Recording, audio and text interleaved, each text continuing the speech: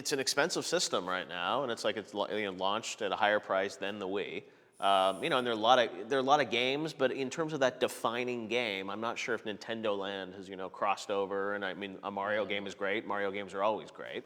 Mario is great, but I'd say right now maybe Zombie U is the winner. Maybe. Is the winner of the crop. Yeah, but then again, it's probably not catering to the people who No, it's think not. about Not Nintendo. at all, right? You know? That's kind And of the a core strange mix. gamers, who you look at like something like Black Ops 2. Yes, it's on Wii U, but most people are probably playing that on an Xbox or PlayStation where their friends are for online multiplayer.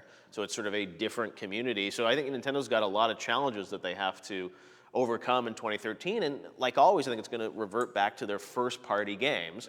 It's like, where is Zelda in HD? Where is Super Smash Brothers? And, can those games Where's the maintain new the IP, system? though, is my question. I mean, Nintendo needs to come up with some new IP, bottom line. I mean, That's been a Nintendo question for a while now. I mean, the last one we saw pretty much was Pikmin, as far as ones that they've actually put a push behind. I mean, Nintendo needs to come up with some new properties. No, you're right. Because look at Mario. I mean, the aggregate review for Mario right now is around an 8. Yep. I mean, if that's your flagship game that's supposed to sell consoles, that's not good enough. Like, No, you're right. People are starting to wane. The interest in Nintendo properties is starting to wane.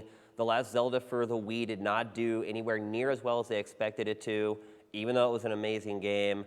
Nintendo needs to start looking at new properties and start maybe developing some properties for older audiences. Maybe might be a good idea. Well, that's the thing is they've tried, I think, some relationships with like, Team Ninja to do Metroid and things like that, or looked at third parties to do games. But I think now, in 2013, I don't think we're going to see a lot of exclusive third-party games for Wii U. I think Zombie U was, Ubisoft being aggressive at launch. Well, the irony here is that this is the system that needs third-party exclusives. This technology, its functionality is completely different from the other two platforms on the market, and so you need these teams taking the time to make games specifically for it if you really want the system to shine.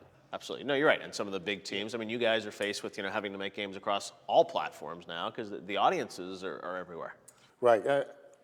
I think that Nintendo, it seems like what they did for this one was the number of games. Oh, we need a lot of games at launch.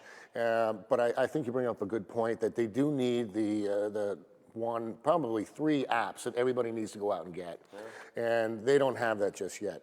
They make it is tough for a third-party developer to just make a game for Nintendo. I've done it before, and That was a different time, though, I feel like, when, budgets were less. I mean, yeah, now, I mean, I look at a couple of years ago, we made one, and it's tough getting the support, especially if you're in an M-rated game.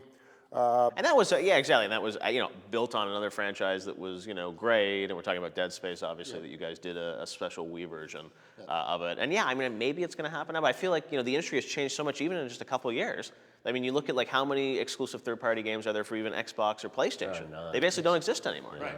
And so then it becomes, what are your expectations of a Nintendo machine? And I think that if it was that this new Nintendo machine is going to be a new dominant player of, we're going to beat Xbox and beat PS3, well, that isn't what Nintendo's been worried about for the last 5 years. Right. What they were doing here for themselves was installing this engine parity, right? To where if you're a multi-platform developer now, you can take your game and also do it on the Wii U. Right. Not, I'm going to do it on Wii U and make it a flagship. Like Assassin's Creed 3, you probably wanted to make a PS3 version that really stood out. Here it's just, you know what, I can do it on Wii U, so I can get that, and if you own a Wii U, then yeah, you have to have those first-party titles. Right, and that's why they And got they've all these games. Exactly. But so it's like, they brought in a foundation of engine parity to be as a nice customer service thing, almost, if nothing else. But you're right. They need that, those defining games. And the thing is, I think it's a reasonably powerful box. I think the control scheme is interesting. So with the right software, Nintendo could come up with that one game next spring that could change everything. I think. They got Pactor's Call of Duty controller. The problem is 2 years from now, when developers are moving on and they're starting to make games for the next Xbox and the next PlayStation 3, then that port becomes a lot more difficult.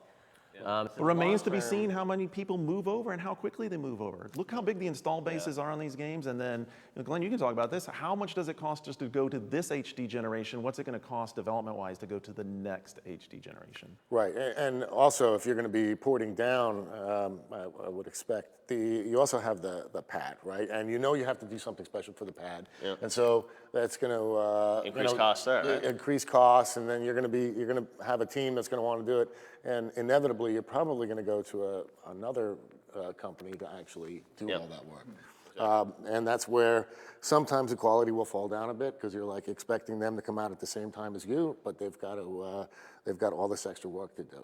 Yep, no, you're right, and that's the thing is, then you don't want Wii U to become this sort of, platform of ports. Yeah. You want it to be new, original, fresh games. So again, I think it comes back to Nintendo, and can, the teams in Japan really come up with, games that are gonna keep it alive. I mean, they haven't made a system since the Super Nintendo that's really been viable longer than 3 years. I mean, let's be honest. They pretty much have a 3-year cycle. After the 3rd year, even Nintendo stops supporting its own platform. So to me, it's looking like the Wii U is on that same trajectory. Going to have a pretty good first few years. You're going to get all the big franchises out of the gate. You're going to get Zelda. You're going to get Mario. You're going to get Smash Brothers. All those big games.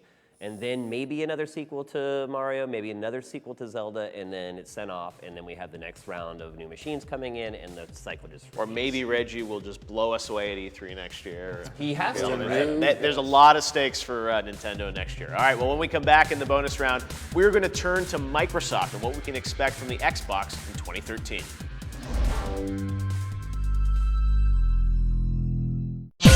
See this and other GT shows and game reviews on the GT Originals iOS app, available now on the App Store.